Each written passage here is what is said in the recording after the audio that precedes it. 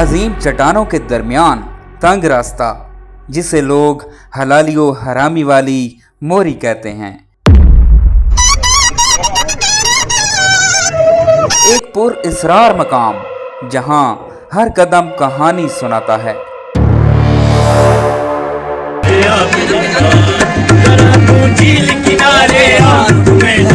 آج ہم لے کر چلیں گے آپ کو بلوچ شریف کے اس راز میں چھپے سنسنی خیز سفر پر۔ تیار ہو جائیے۔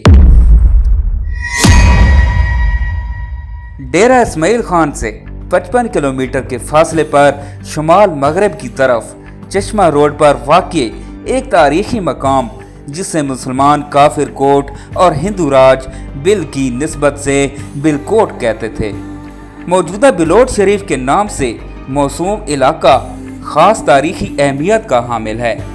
یہ علاقہ پہاڑی سلسلے پر مشتمل ہے اور مین روڈ سے بآسانی قابل مشاہدہ ہے۔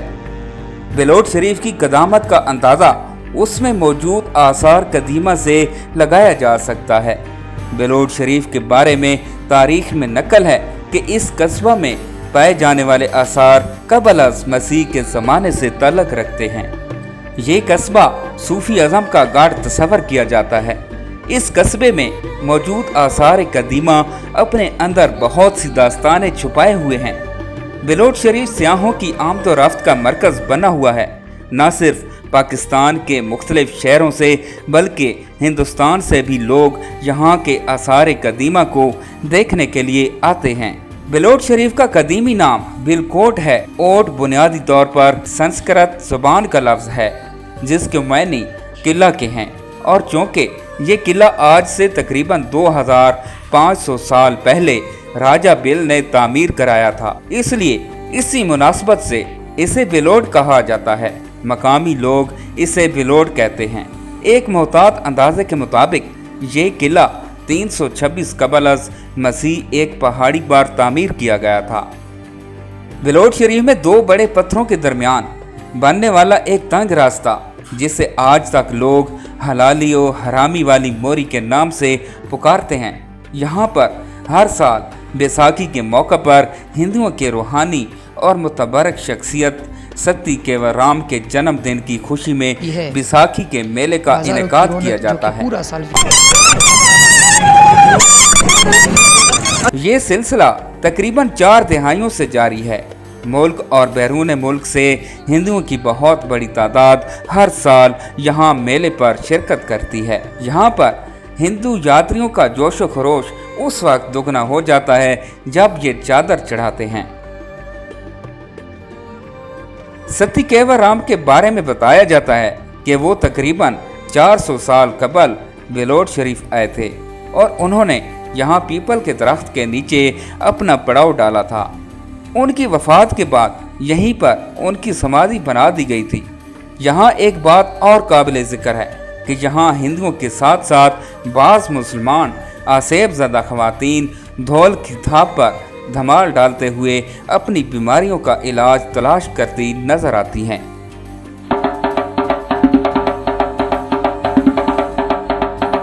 اس دور میں لوگ سورج، چاند اور پتوں کو اپنے خدا گردانتے تھے۔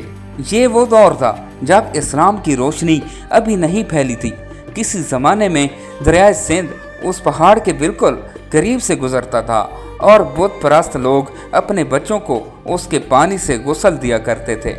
سب سے بڑا مسئلہ اتنی بلندی پر پانی کا پہنچانا تھا کیونکہ قلعے کے اندر چند تالابوں کے نشانات بھی ملے ہیں جو اس بات کے غماز ہیں کہ پہاڑ کے دامن میں بہنے والے دریائے سندھ کا پانی ان تالابوں میں محفوظ کیا جاتا تھا۔ 1948 کی تاریخ ڈیرہ اسماعیل خان میں رائے بہادر منشی چرن جہت نے لکھا ہے کہ دریائے سندھ کا پانی جھلاروں کی مدد سے ان تالابوں تک پہنچایا جاتا تھا اور پھر قلعہ کے باسی اس پانی سے اپنی ضروریات پوری کرتے تھے۔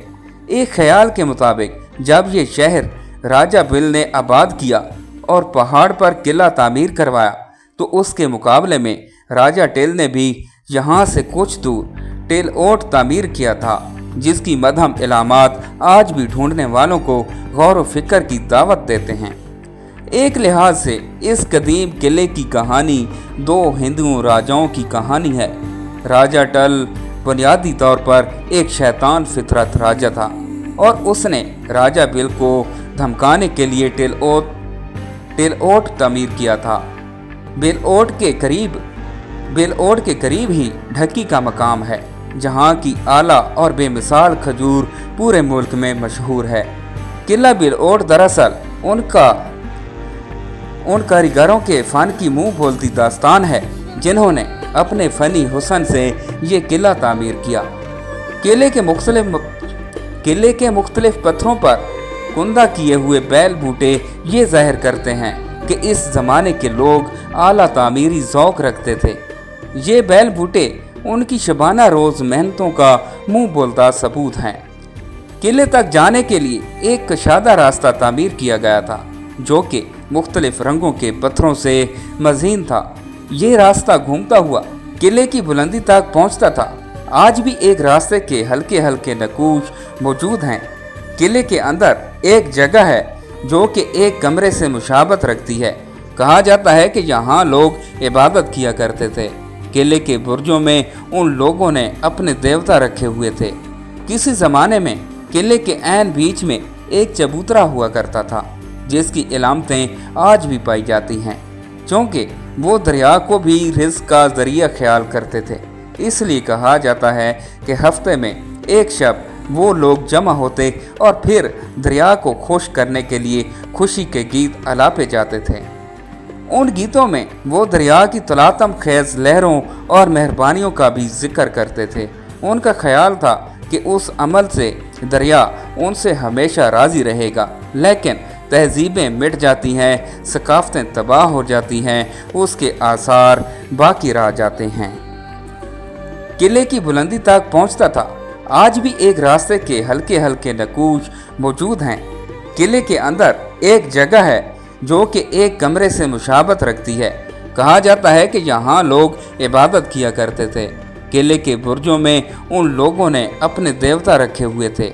کسی زمانے میں قلعے کے عین بیچ میں ایک چبوترا ہوا کرتا تھا جس کی علامتیں آج بھی پائی جاتی ہیں، چونکہ وہ دریا کو بھی رزق کا ذریعہ خیال کرتے تھے۔ اس لیے کہا جاتا ہے کہ ہفتے میں ایک شب وہ لوگ جمع ہوتے اور پھر دریا کو خشک کرنے کے لیے خوشی کے گیت الاپے جاتے تھے۔